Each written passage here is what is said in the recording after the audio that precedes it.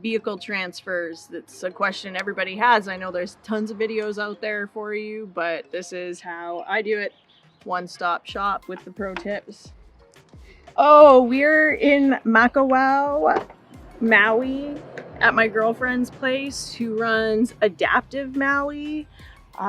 It's incredible here. It's a little mountainous. I came for a lot of biking. Biking is looking like it's going to be 50% of what I wanted it to be, but it's a beautiful place.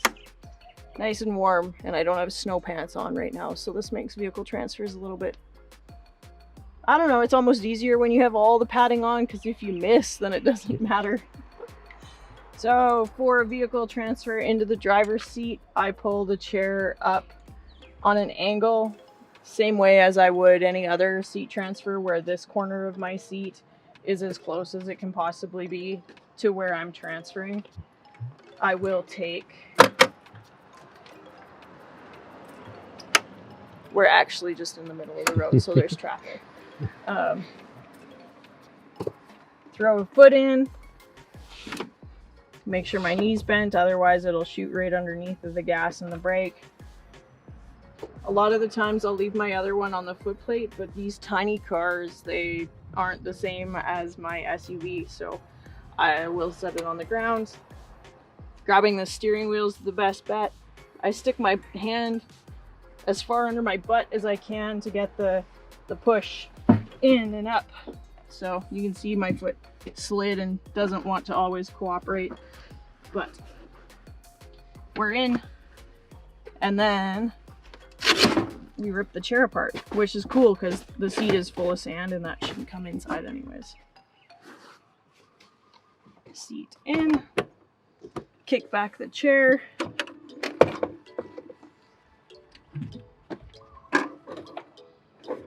So I always rest this on my car, and I know that's not the best thing for a rental, so we'll try not rest the chair on the car. Flip the backrest down, pick it up, spin it around. And second wheel comes in. They live in the back seat, usually on the floor if they can, or just on the back seat. Sometimes that's dirty. All the time it's dirty. There's sand everywhere in all the vehicles I drive. And then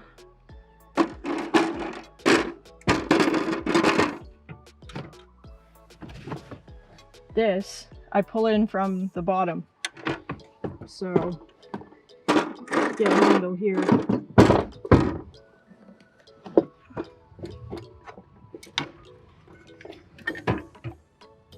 Bounce it off the car a little bit. Get my shirt dirty. And that sits in the passenger seat. If I pick somebody up, it'll go in the back, sometimes in the trunk, and then if it gets left there, then it's an entertaining butt scoot outside of the vehicle to go and get it. And then we reverse that whole process. Put the backrest up so I have a handle, usually to pull, and then something to drop it down on when it comes out of the car.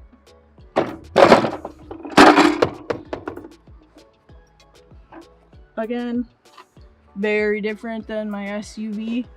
My SUV has no more paint down here. I have bounced the wheelchair off of my vehicle enough that it's buffed to shiny metal. You can't see any of the stickers. The VIN number is no longer in the door.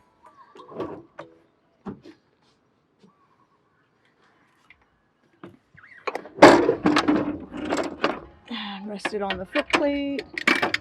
One wheel.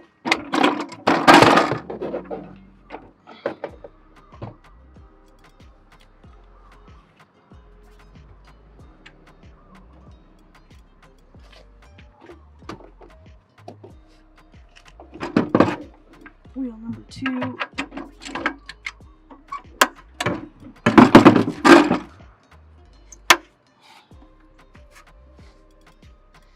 The other thing, if you feel like you're going to fall out of the car, make this lock and use it when you're leaning. You can lean all the way out of the vehicle and your seatbelt will hold on to you. So you can go as far as you like without falling out of the car. There are big tall vehicles that I get into. I'll usually put the seatbelt around one shoulder just because when I fall, I can't hit the ground. You'll actually just topple head first out of the car. But these small vehicles, like, I can hit the ground. I'll never forget the first day I was in tears in the car because I almost did fall out and it just felt like defeat. And now if that happens, I usually laugh and brush it off, and it's kind of funny that you almost faceplant out of your own vehicle as an adult, but we get over it. And then, again, both feet out. Driver's side transfers are easier because you have a nice big steering wheel to grab onto. And away you go.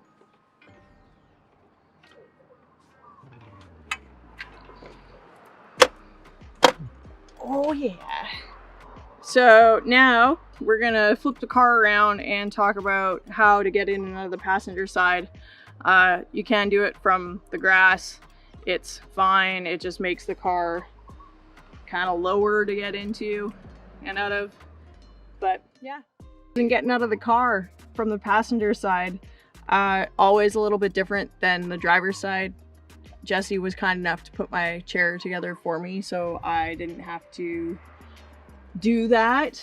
But there's no grabbing devices a lot of the time in cars, so that, and you know, we are parked on the opposite side of the street, so it makes it easier to get out instead of having to get up onto a curb.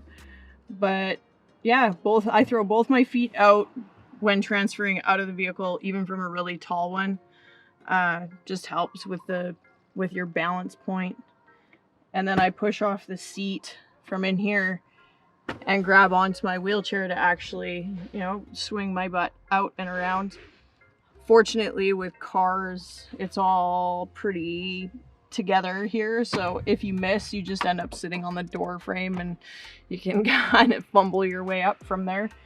But yeah, grab onto the chair, do a hoist up and in.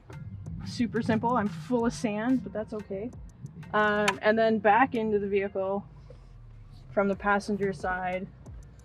I put both my feet in, usually on the passenger side. I don't from the driver's, and I don't really know why. I usually leave one of my feet on the footplate if the vehicle's not raised up too high.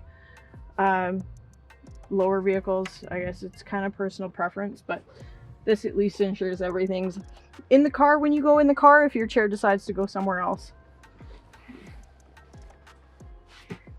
And then this way into the vehicle, you could transfer with your chair, you know, bump your butt in that way and away you go. Or, oh yeah, it's always harder to transfer out with both of them in, but usually I reach with my opposite hand inside the car, grab the handle, the oh shit handle that's here. Sometimes it's here. You know, if it's a bigger vehicle, sometimes they have the, like Jeeps, I know, have the handle here. So when you're reaching up and in, because they're usually lifted. But this, I pull up, oh, and then I have a spasm, which is great, and I have to unlock it with my other hand, but yeah, not the prettiest thing in. All right, so out, both feet out, push off the chair. Inside the car, I always use my knuckles because my hands and my fingers get sore with time and age and overuse. Again, it's the lift, so you could even practice, you know, it's kind of safer to go up and down. Just practice sitting your butt in the chair and getting to a point where you can kind of weight bear on your feet outside of the vehicle. You don't have to worry about putting your head too far forward in the car because it will always end up resting over here if you get too far forward, and you won't fall over onto your face. So then in. small vehicles are a little bit different than larger vehicles. So, you know, 1 foot in is okay. And I have extensor issues, so go up and in. Make sure you grab onto this bar with your opposite hand. If you grab with this hand, you're gonna run into your own arm and you won't be able to get in the car. But that's in and out. And contrary to most people's opinions, I have a harder time getting in and out of cars than I do bigger vehicles. Like, even so, I'm staring at a Subaru Outback right now. They're up a little bit higher, so it makes the wheelchair height so that it's the same. Instead of a car, sometimes you're getting up out of the car, which is difficult. Then I start to use the roof.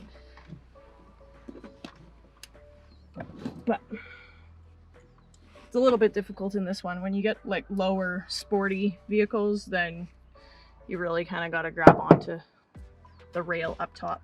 So vehicle transferring.